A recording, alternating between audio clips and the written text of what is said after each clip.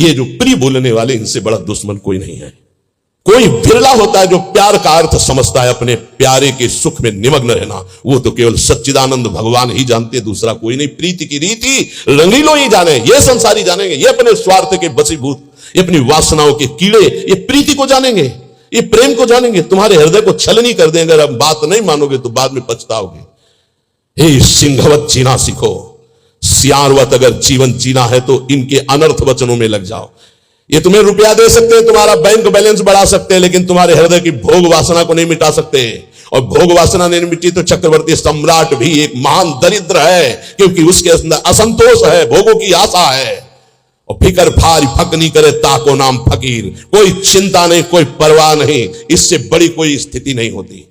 वही तुम्हें गुरुदेव देना चाहते हैं। इसलिए स्वीया सर्वे जिघांसत्या बहुमृषा इसने पातर निबद्ध। ये जो आपको भगवत प्राप्ति में रुचि नहीं उत्पन्न हो पा रही, भजन में अधिक लगन नहीं हो पा रही है, उसका कारण है तुम्हारी देह प्रियता और तुम्हारे देह संबंधियों की प्रियता। बड़ा सुख मिलता है हृदय को जब देखना हृदय में ये कौन है, ये अमुक है, ये अमुक है, रिश्ते नाते, ऐसा जब देखते हो तो कैसा लगता है। और जब प्रियाजू की बात होती तो कैसा लगता है। क्या प्रियाजू किसी रिश्तेदार जैसा सुख, किसी नातेदार जैसा सुख प्रियाजू से मिलता है क्या? और जबकि सच्चा रिश्ता नाता केवल प्रियाजू से। प्रियालाल पराये लगते हैं और ये मौसी मौसा फूफा फूफी फू जो माया में उड़ जाने वाले हैं, ये संबंध ऐसे घने लगते हैं।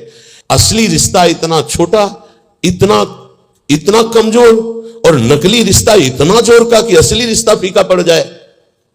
यही तो बात होती है, यही तो परीक्षा होती है तुम्हारी कि तुम्हारा प्रिय कौन है, गुरुदेव हो, इष्टदेव हो या संबंधी। बस राधे श्याम, आप इस समय तो नहीं मिल सकता है, हमारे वाणी पाठ का समय यदि आपको मिलना है तो आप हम समय देंगे, फिर आप आइए। कौन सा ऐसा दृढ़ संबंध जो हमारे प्रिया प्रीतम से भी श्रेष्ठ हो। प्रवचन खूब सुन रहे हैं, परिवर्तन बिल्कुल 100 में 1% नहीं है। रिश्ते नाते का संबंध, देह का संबंध ही नहीं। उन्मत्तवाच प्रायः परिमुषित धियो माया अनर्थ बीजम। नहीं समझ पा रहे। ये संबंधी, मित्र, रिश्ते नाते जो शब्द है उसको उन्मत्त कहते हैं पागलों के वचन। पागलों के वचन नहीं सुनने चाहिए। कैसे पागल? मोह मदिरा का पान किए हुए लोग हैं। मोह मदिरा ये केवल धाम है वृंदावन, इसलिए कोई जान पाया कि हम जिंदा हैं कि नहीं। पीछे कोई जान नहीं पाया कि जीवित है कि नहीं है, मृत्युलोक में है भी कि नहीं है, कभी नहीं। उन्मत्त प्रायः वाचः परिमुषितो धियो माया अनर्थ बीजम।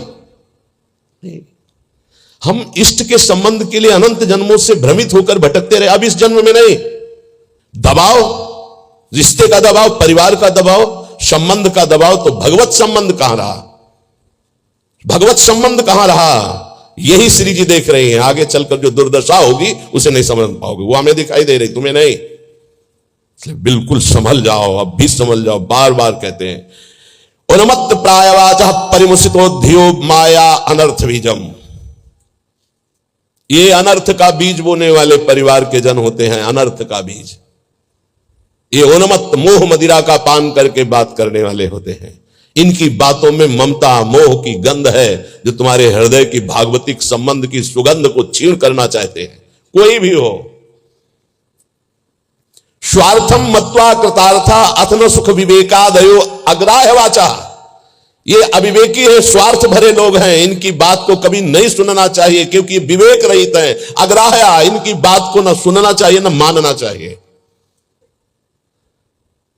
अमुक संबंध केवल भगवत संबंध से, अन्यथा नहीं। अगर आप हमारी श्री जी से नहीं जुड़े हैं तो हम आपकी तरफ आंख उठा के नहीं देखेंगे। श्री जी से जुड़े हैं तो आपको हमारी तरफ देखने की जरूरत नहीं। श्री जी की तरफ देखो, हम अपने आप देख लेंगे। व्यवहारिक संबंध में कहीं किसी भी तरह का कोई प्रवेश नहीं है।